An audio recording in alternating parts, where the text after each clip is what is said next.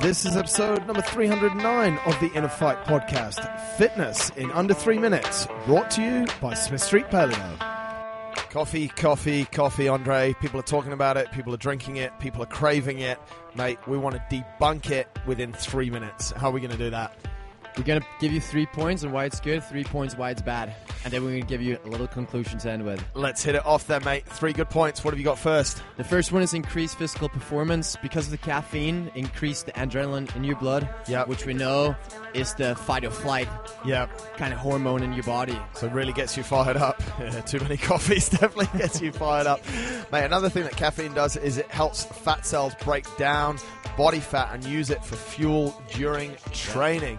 A little bit technical, but essentially it's using that fat within your body to help you through your training. So that's another big good positive as well. And last one is that studies have shown that it lowers the risk of strokes, cancers, Parkinson's disease, and type 2 diabetes. Oh, magic drink.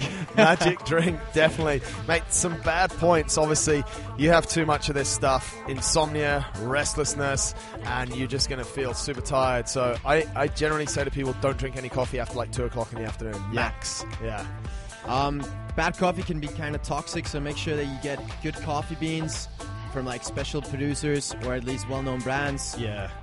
Because this bad toxic can create sickness or headache. Yeah. So in general, just go for the quality stuff. I think most of the stuff now, sort of this new specialty coffee and organic sort of coffee. So, I mean, definitely from a personal perspective, I always try and, if I'm going for a coffee, I try and go to one of those stores. Yeah. And if I'm buying coffee for home, I also try and do a little bit of research that I'm getting the best stuff. And I don't know about the big chains, it's not as well published, but you always taste it a little bit more chemically and, like you said, a little bit more toxic. So definitely stay away from that. Mate, this one's a funny one about pregnancy. Talk us through the last bad point we've got here. The last one would be if you're pregnant and if you drink too much coffee. Again, this is too much coffee. The caffeine can affect your child that is sensitive to all this high amounts of caffeine. Right. So you should relax a bit on the caffeine when you're pregnant. When you're pregnant. I think that's one of the things as well, mate, and I don't want people to take those 3 good points too overboard.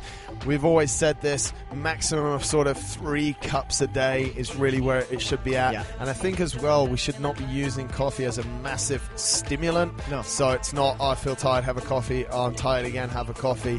It's almost like you can have 2 to 3 coffees a day, but don't get reliant on it. And that's one thing that I've experimented a bit with, just removing it and just seeing that you're not totally relying on it. And if you feel good having removed it, then that's sweet and you can chuck it back and you're not relying. But exactly. Coffee culture's huge, mate. You're into it. Everyone's into it. Why not? That's coffee and fitness in under 3 minutes.